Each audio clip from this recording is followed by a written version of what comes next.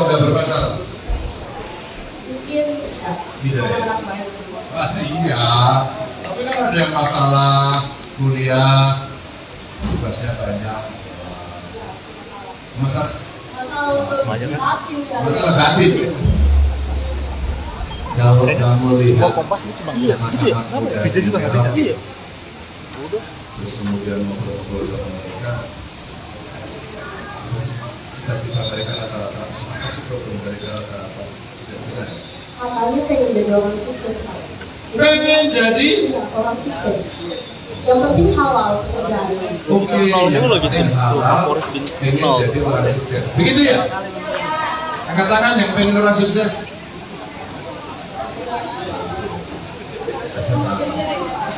Ada nggak sih anak muda sekarang takut menghadapi masa depan?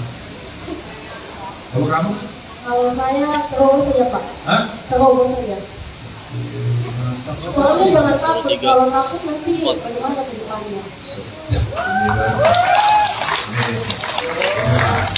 anak muda ya, berani menghadapi masalah, nggak takut. Pada kemarin saya ketemu mereka, takut Pak, menghadapi perubahan, menghadapi apa namanya, digitalisasi. Kayak gini bang. Sabar kan baru tangan. Karena kalau kita tidak mencoba, kita tidak akan tahu hasilnya. Itu kata-kata dari adik saya, dari kakak saya. Jadi motivator terbaik saya ya mereka semua, Pak. Wah, hebat. Jadi ada ketakutan dicoba. Nah, teman-teman, kita, saya terutama ingin mendengar sebenarnya lebih banyak suara-suara kawan-kawan dari Merauke. Kalau mau cerita yang pengalamannya banyak, pernah menjadi Wakapolri Pak Gatot, Jenderal bintangnya 3, Tuan Guru Raja, teman saya pernah di DPR, dan saya menjadi Gubernur NTB 2 kali. Kalau gue sudah tahu dong, sudah tahu belum? Tanya kenapa? Siapa? Kopi kali dalam. Tahu juga senior di GMKI. Oke, ini wajahnya tahu kan? Oh, Bang Koyi. Siapa? Bang Peri. Bang Toyib. Bukan. Ini saya bawa ada yang senior, ada anak-anak muda kreatif, terus kemudian ada yang bantu saya. Haji ini yang sering ketemu dengan anak muda dan mengajak anak muda untuk berpolitik, mencoba dengan benar dan dengan benar. Ya. Maka ketika saya ketemu dengan banyak anak muda, biasanya saya sampaikan seperti Biar kantor melihat kerja gua bro ya. kalau mau masuk, mau bantu, ayo masuk. Maka mereka sering berkata bagaimana caranya, nanti boleh sharing di sini. Tapi kamu keren. Terima kasih banyak, Bapak. Oke, terima kasih ya, sukses ya. Nah, teman-teman, ini cerita pendek saja dialog awal, karena tadi saya pada saat bertanya, ada kok yang belum pernah memilih, ada kok yang tidak tahu, maka butuh literasi tentang pemilu. Kenapa kita harus terlibat, kenapa harus kita ikut. Dan tadi ada pertanyaan juga Bapak dari masyarakat, Pak, kami petani, tapi kami butuh mekanisasi pertanian, peralatan. Ya. Atau barangkali kawan-kawan di sini ya butuh akses tadi kesehatan, penderita tapi menolong ibu melahirkan. Maka bisa, kalau ada ibu hamil mau melahirkan bisa menolong juga. Kalau belajar, ini keren juga. Kalau belajar pasti bisa. Ya, serada effortnya. Maka tadi Pak Pendeta dengan segala dayanya luar biasa. Atau barangkali tadi ada semacam keluh kesah, sedikit protes ya. Anak muda sudah usaha, tapi produksinya nggak dibeli ya. Saya kenalin tadi sama Torik dan teman-teman. Torik ini juga berjuang dari awal. Apa aja dijual katanya gitu ya dulu. Rumusnya gitu, apa aja dijual. Jadi kalau ada orang pernah jual apa alat perabot rumah tangga bekas juga katanya. Pernah. Dia bilang, saya senang anak muda penuh dengan dedikasi, tidak mudah menyerah dan sukses. Dan sukses dengan cara yang halal tadi. Nah, itu bagus. Nah, saya tidak akan mengganggu waktu yang lama. Ada yang ingin menyampaikan kepada saya? Oke, angkat tangan dulu. Saya mau yang perempuan dulu. 1, 2, 3, 4, 5, 6, 7. Banyak sekali. Ya udah, pendek-pendek. Kamu dulu. Baik. Selamat datang Bapak. Terima kasih. Merauke Pak. Seperti yang Bapak lihat bahwa yang hadir di sini anak-anak muda semua. Dan anak-anak muda semua ini ada yang kuliah, ada yang sudah lulus kuliah, ada yang sudah bekerja, namun ada juga yang belum bekerja Pak. Yang belum bekerja ini tentu saja teman-teman juga tahu bahwa disebut pengangguran, tidak punya pekerjaan tetap. Jadi yang saya mau sampaikan ke Bapak, apabila Tuhan berkehendak, jika Bapak terpilih nanti menjadi Presiden Republik Indonesia, apa yang akan Bapak lakukan untuk pemuda-pemudi yang ada di Merauke Pak? Biar bisa bekerja gitu. Iya Pak. Lanjut lagi Pak. Ya.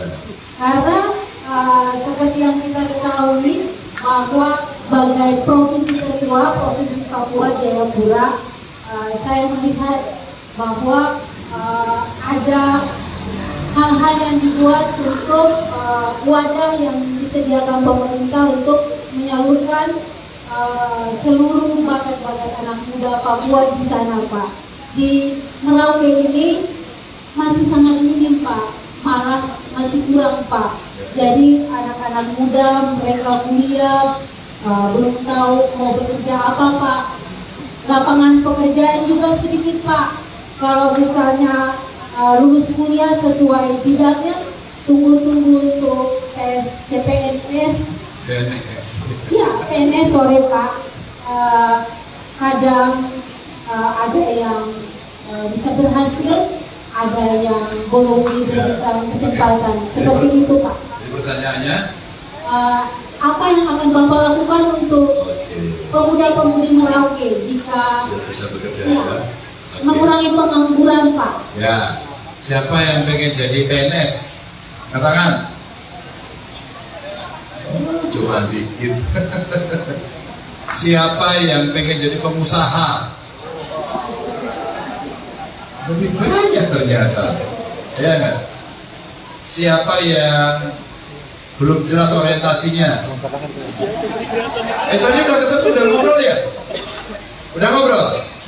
Oh, kamu semangat sekali. Itu yang tadi udah ngobrol sama Torek tuh. Ini pengusaha jualan jagung. Apalagi jualan.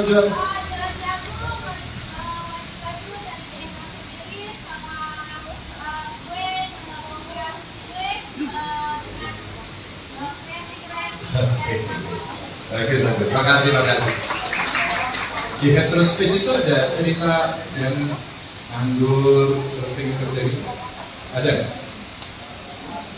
Saya punya, kamu cerita ya.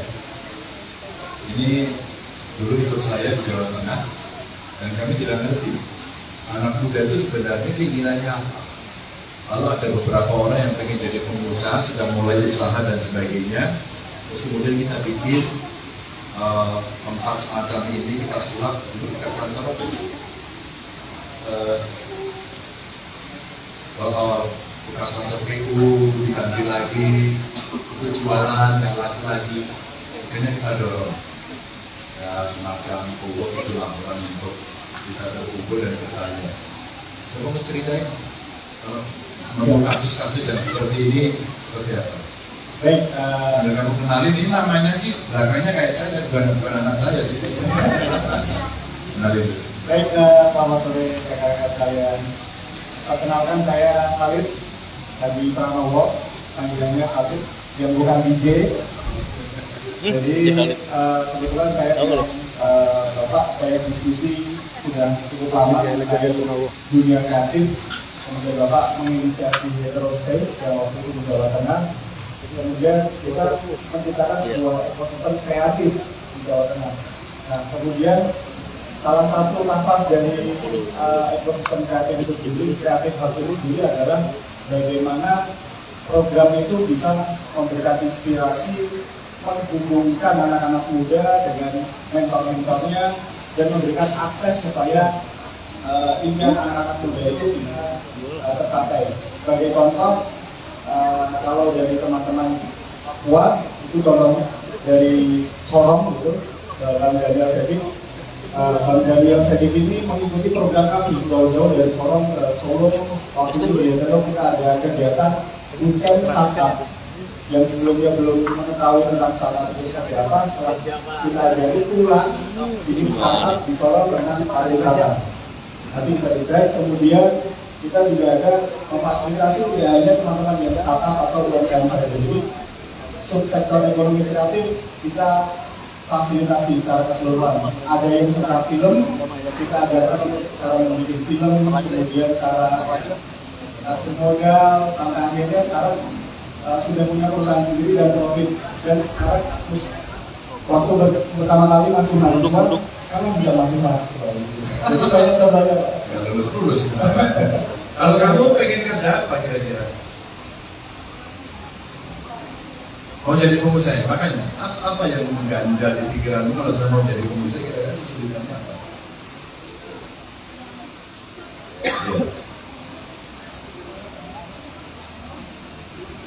Ya. Ya udah tunjukin aja. Modal Pak. Hah? Modal Pak. Modal. Emang keterampilan apa? Saya Pak. Kebetulan saya lulusan sarjana juga Pak. Terus saya bekerja di perusahaan swasta. Sudah. Oke. Tetapi kalau bekerja di perusahaan kan mengikuti prosedur kosongan Pak. Sesuai waktu. Kalau mau jadi pengusaha apa?